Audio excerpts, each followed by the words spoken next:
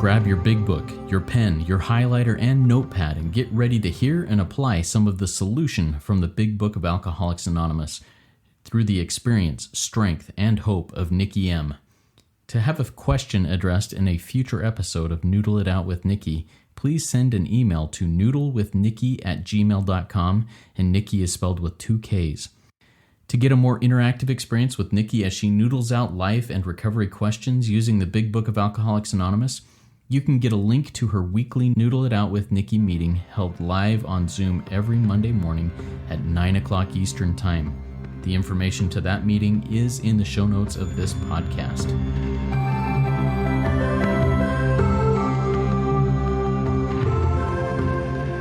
God morning, God afternoon, and God evening to all. My name is Justin B., and I am a son of an all-powerful and all-loving God and a qualifying addict of multiple fellowships, living in the miracle of recovery, and I'm here with the intelligent agent, spearhead of God's ever-advancing creation, and my co-host, Nikki M. Nikki, it's been a while since we've been able to sit down like this, as you've been out of the country and everything, but how are you doing?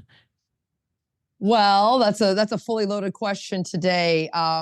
God is definitely throwing a little bit of trouble, or the world, I should say, is throwing a little bit of trouble at me, which gives me an opportunity to cheerfully, which is thank you, God, capitalize on it. I live in Toronto, Canada, and I've been, as you said, in Europe. My boyfriend's in Luxembourg, but it's colder here, and my furnace isn't working today. So you can imagine I've got cold little toes, and a couple things I woke up to aren't going my way. But I'm remembering what page 133 says, that when trouble comes, if trouble comes, I'm to cheerfully capitalize. Thank you, God, because it gives me an opportunity basically to practice these principles, because I'm not practicing them, Justin, when things are going well. I'm just enjoying life. It's when trouble comes that I really have to start really being mindful of my words, my actions, and my thoughts. So I'm excited. I'm just excited to be back into my routine. That's bottom line. Yeah, well, I'm happy you're back, and it's a bummer you're dealing with furnaces and other things, but that is life, and we throw ourselves more into it as that happens. So thanks for sharing that. All right, let me do a little bit more introductory reading, and we'll get into our question for today here in just a minute. So I'm Justin once again. I'm the steward of this RICO 12 family of recovery resources. Among those are the RICO 12 weekly speaker meeting podcast we do every Friday, the RICO 12 Shares podcast, a few other projects that are in the making, including the Big Book Roundtable, not in the making, but in the process. And we've got that going, Big Book Roundtable. And, one of the things that we focus on with RICO 12 is that we deal with the commonality of all addictions and afflictions, as well as the common solution that can work for virtually everyone.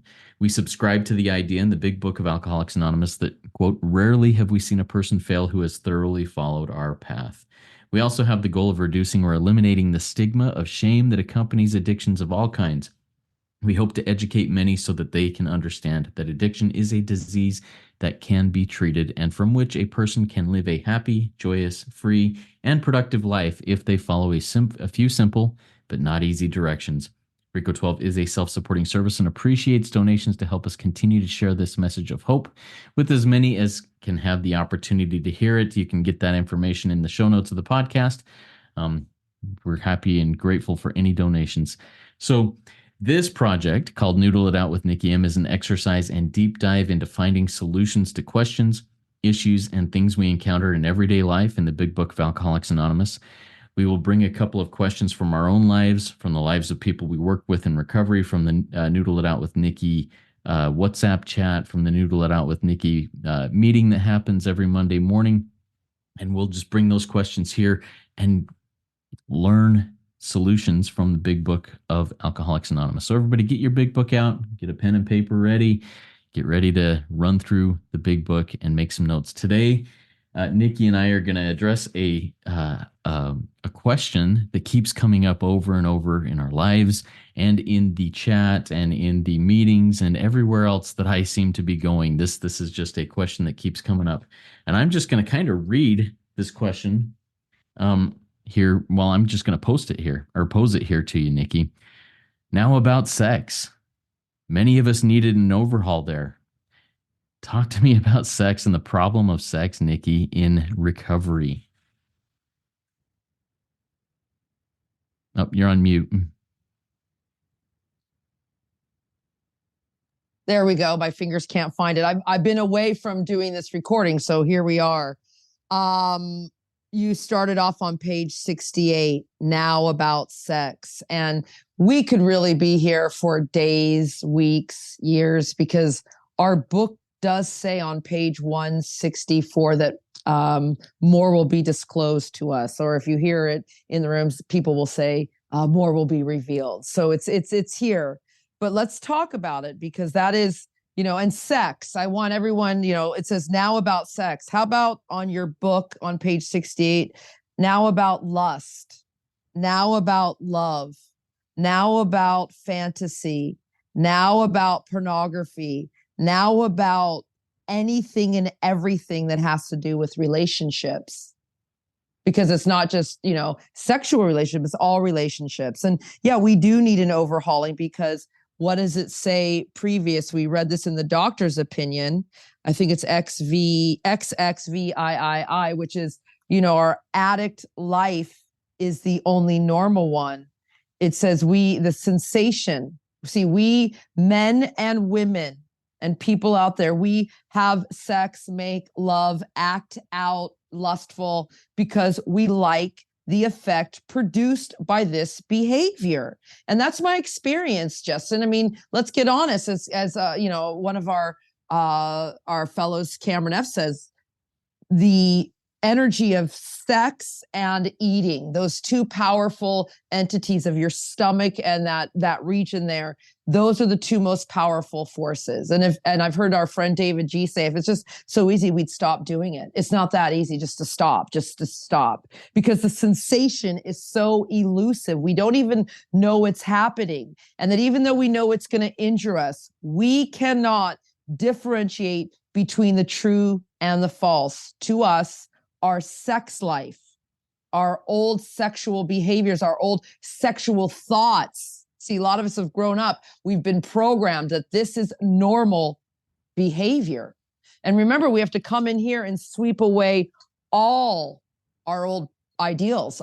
We must be grounded in new ideals, is what the book says. So, and I love on page 69, it says, because they'll say, sponsor, what do you think? What should I do? You shouldn't date anyone for a year, says the sponsor. Don't do that. Don't take anyone's number. Well, where does it say that in the book?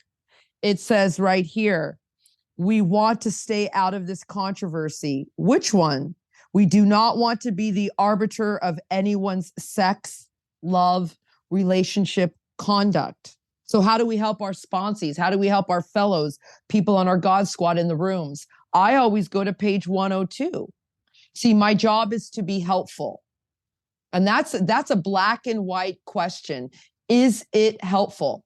Is it helpful for you to date somebody when you've just discovered what a 12-step program is? Yes or no? Is it helpful for you to watch porn when you are addicted to porn? Is it helpful for you to go there, do this? Is it helpful? Yes or no? And then it's not a yeah, but maybe, kind of, sort of, Nikki, I don't know. If you don't know, the exact instruction says, pause, you're agitated. So make sure you take your sponsee to that page on page 87. I don't know what to do. Nikki, I don't know. I met this new person. I don't know what to do. You don't know what to do means pause. And then roll them even deeper. Why don't you pause, which it says on page 119, and count your blessings? Let's start obsessing about your blessings, because you don't know what to do and you don't know if it's helpful or not. So why don't we pause? Now, before you do anything, this is a 12-step program. Are you working all 12 steps? Do you have a sponsor? Yes or no? Do you have a sponsee? Yes, Nikki, I've been here. I'm sponsoring. The allergy, the obsession that I have to do so and so, such and such, is not being lifted. Okay. Well, it says on page 70, if sex, right? If sex is troublesome, if relationships, if people, if lust, if the obsession of anything around any sexual energy or any energy other than perfect peace and ease alone is driving you crazy, it says throw yourself harder into helping other people. But Nikki, people are my problems. Go and help somebody. Go and volunteer. Give your sponsees tangible actions to take. Not just, I'm sponsoring, Nikki. Okay, well, are you at your community center? Did you go and adopt a senior? Like, you have to get out of self. It says throw. It doesn't say tiptoe. It doesn't say just gently, think about. It says throw. That's an action. Yourself harder into helping other people. See, it says right here, it quiets. What quiets? Working for people, taking yourself out of yourself. It quiets the imperious urge, the obsession. Are you subjecting your relationships to the test on page 69? See, is this selfish or isn't it? And everyone's like, well, this is about sex, but you're Al-Anon mom, Al-Anon dad, grandpa, you're worrying about your children. That's a relationship. Are you throwing yourself harder into helping other people? Because you're not to worry about these things either. It says must not drift off. But Nikki, we're talking about sex. It's not helpful. My husband wants me to have sex every night and blah, blah, blah. And well, are you asking him in your morning meditation every day? Like, this is every day you have to do this. Are you, oh, Nikki, he goes to work in the morning. What about the afternoon? What about before dinner? Are you inviting? I was inviting, and you saw it if you came to Noodle, Justin, and I know you do, my boyfriend in Luxembourg. He's not in 12-step program. I invited him to pray at the end of Noodle. And he gets on, he doesn't know anything about Zoom. And he's like trying to have a conversation with 140 people. Hi, how are you? And he's waiting for answers back, eating my soul but it's so endearing and cute because he is there to serve me. And he's there to say a prayer with everybody in different languages. And then after, it's intimate. And then after, that brings us closer because we've brought God into it. Like, what is the language you're using? Just to share my experience, strength, and hope. I'm like, we don't have enough sex. Well, he's like, we don't have sex. We make love. Are you using the proper terms? And because, see, I'm a child of God. I'm an intelligent agent spearhead of God's ever advancing creation. So am I having sex, or am I getting intimate and performing his work well? This is deep. We have to start thinking, because it says the consciousness of your belief is sure to come to you. So I have to keep thinking about, how am I showing up as a woman of God? Do I just have casual sex, or am I making love to the person God wants me to make love to? Is that making, because I'm rambling, I'm touching on all kinds of things. Yeah. So Nikki, I mean, like you said at the beginning of this, we could talk on this for days and days and days on end. And you talked about, hey, am I having sex or am I making love? And I think for people like me, for example, that's what brought me into, what I thought and defined as a pornography addiction. It brought me into the rooms of recovery, 10 years ago. That's what brought me in, because I was hopeless. I was dying. I was killing people around me. I was miserable, and I could not do anything about it. And I thought that was what my problem was, porn. But I don't want to go into that right now. I've got other things there that I want to touch on. What's the difference between sex and making love? Now, that's not the question for you, but that's a question right now that I want people to think about. If I cannot make a difference between that, I probably have a problem with sex. Now about sex, and I need to look at these things. I need to dive deep and ask God for the right ideal. Nikki, I want to jump in real quick and just share a little of my own experience on this. Like I mentioned, this is what brought me into the rooms of recovery 10 years ago, was a disastrous sex life, disastrous way of seeing intimacy. In fact, the word intimacy to me it has not my whole life meant anything but sex. That's the only thing intimacy meant. It didn't mean any sort of connection. It meant nothing. And for me, I had to get radical. Now, I'm not speaking for anybody else on this, but I had to I had to adopt a definition of sobriety that was radical. I mean, an alcoholic, their definition of sobriety is, I cannot take any alcohol of any kind into my system. And for me, a definition of sobriety would be something like this. Um, no form of sex with self, not pursuing actions of lust, such as using pornography and having no form of sex with anyone other than the spouse. That's my current definition of sobriety, and it's radical for some people. Wait, I'm not married. What does that mean for me? I don't know, and I can't define that for you. But for me, that's what it means, and it's radical. Any thoughts or feedback on that, Nikki? Well, absolutely. It's very personal relationship. Remember, we're here on page 29. That's what it says. We're not here to define intimacy. We're not here to stop, you have to stop drinking and stop using porn and all these blotting out the consciousness of your existence with whatever you're doing it with. But we're here on page 29, which says, we are describing in our own language, from our own point of view, the way we established our relationship with God. And so you gave a definition of what your idea of establishing this relation. And so it says right here, are we asking God to mold our ideals? See, and we would have done that if you do a searching and fearless moral inventory. A lot of people in their sex, they think it's about a sex conduct, what you did. It doesn't say that. It says moral inventory. Now, your moral inventory is how you show up in life. What are your morals? Not that you go and do what you did. Your morals are that you're selfish, you're self-centered, you aren't thinking of others, you're unthinking, you are filled with lust. These are your morals, not your actions. We don't need to hear what your actions are. Right here, are you asking God to help you live up to these things? You just defined your definition. Oh, but I did that, Nikki, when I did my inventory. Wait, this is every day. See, every day I need to ask God to help me live up to them. To what? To my ideals, to my sane and sound future sex life, love life, intimacy. We talked about intimacy. And I had a fellow who taught me that intimacy is into you, I see me. On our round table, we're the three of us, you, me, and David, we're always saying, we're Bill Wilson. We're all Bill Wilson.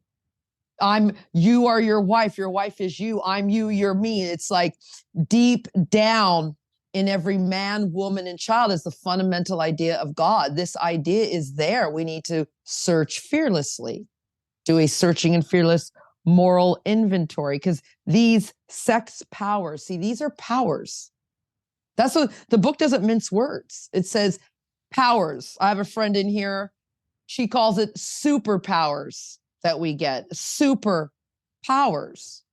And so how are you defining? I love what you did. You gave it a clear-cut definition, because it says the consciousness of your belief. And I was going to talk about this. I want to talk, I don't know if it's this episode or next episode, but we'll just talk about it right now, which is on page 158, where it says, but he had found God, and in finding God, he found himself. So in finding these spiritual principles, in finding humility, you will find your safe and sane, sound sex life. In finding being responsible, isn't that what God is? Being responsible, in being accountable, in being serving others, wanting nothing in return, in being forgiving. Because remember, our sex life, our addict life is the only one we ever know. And you said a radically changed attitude. Well, that's what the book asks on page 117. We urge you to do our program. Nothing, not another counselor, not another resort, going away to some private, rehab, not even our big book is a radically changed attitude that being humble. I don't know what it looks like. I need to help define. I need help. Get people. You had help defining that. You asked for help. You had your sponsor, right, Justin? You didn't do this alone. No. If I tried to do this on my own, it would have been a disaster. I needed my sponsor. I needed God. I needed a fellowship that that was on a similar wavelength and page as me. I love what this morning in the Noodle It Out with Nikki meeting, a fellow, and I can't remember who it was, said something like, in this respect, she asked God to help her define these ideals, and she wrote those down, and then she referred to them as things came up. Does this go against this ideal that God gave me? And if by doing this, am I going to go against that ideal? And if so, I will not do that. I will make the choice not to do that. If the ideal says no, whatever it is, no one night stands, or, no, whatever it may be, I will not do that because that's what God told me my ideal should be. Thoughts or feedback on that, Nikki? Well, absolutely, Justin, because I loved when they shared, because they were basically saying, put it on paper.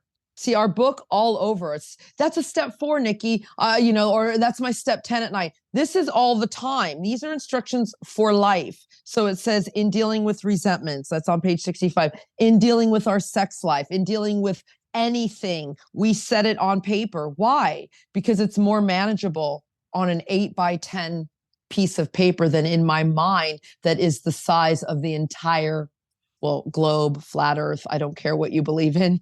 It's that big. What are you going to do? You're going to put it on paper. Again, it says we review and we have to put it on paper. It says we got it all down on paper and looked at it. That's on page 69.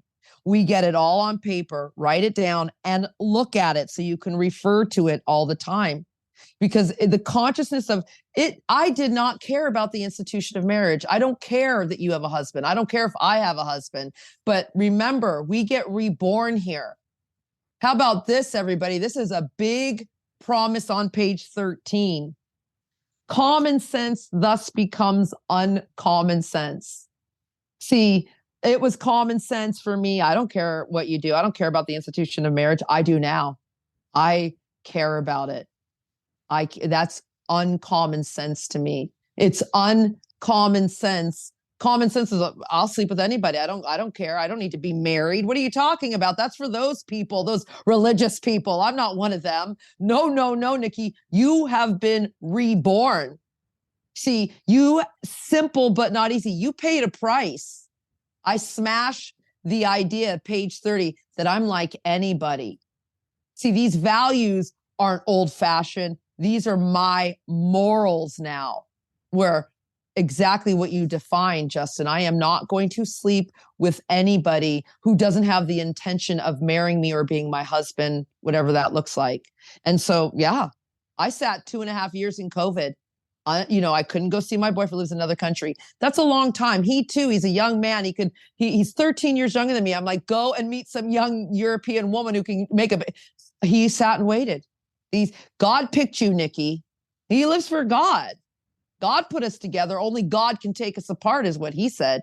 See, when I wrote down my ideals, guess what I wrote down, Justin? I want someone who loves God first and foremost. I didn't use, it's got to be tall, handsome, green eyes, blue eyes, love the same music I do, eats vegetables. Well, you name it. I had everything the size of his nostrils. Okay. I have it written down. But this time around, when it said we ask God to mold our ideas, someone who puts God first, which is the spiritual principles, being responsible, accountable, loving, free. And this person does. And I didn't know it would come in this shape and size and come in another country. That's not my ideal. And remember, this is I'm going to get rid of this one and get a new one. Are those your ideals, or do we work for it? Are these extravagant promises? We think not. Work for them. Are you working for these things, everybody? Or do you want it now? Now. Yeah, holy cow. May you find God now, right? That's the only thing that we need to do now, is find God now. Love that, Nikki. This we could and we probably will address this many times in the future, because this is a big topic. As you mentioned earlier, that Cameron says, hey, there's two big things, sex and food, that will undermine us and destroy us quicker than anything. And I think that there's a lot of truth to that, at least in my own life. I can absolutely testify to that. So we're going to wrap up this one here, Nikki. Thank you so much for your time and for your wisdom there and for diving into the big book with us. If any of you out there have questions about this or anything else, please send an email to noodlewithnikki@gmail.com. Nikki is with two Ks. We'd be happy to get to those questions and answer them. You can also join the WhatsApp community, the Noodle with Nikki WhatsApp community, or the Rico 12 WhatsApp community. I will have the links to those in the show notes of the podcast. And to get a more interactive experience with Nikki as she noodles out life and recovery questions using the Big Book of Alcoholics Anonymous, you can get a link to her weekly Noodle It Out with Nikki meeting held live on Zoom every Monday at 9 a.m. Eastern Time. The information to that meeting is also in the show notes of this podcast. Guys, there is so much here, so many things that we can address on the topic of sex, and we will do that in future episodes also. But keep coming back, guys. It works when I work it. Let God mold your ideals. It is totally worth it.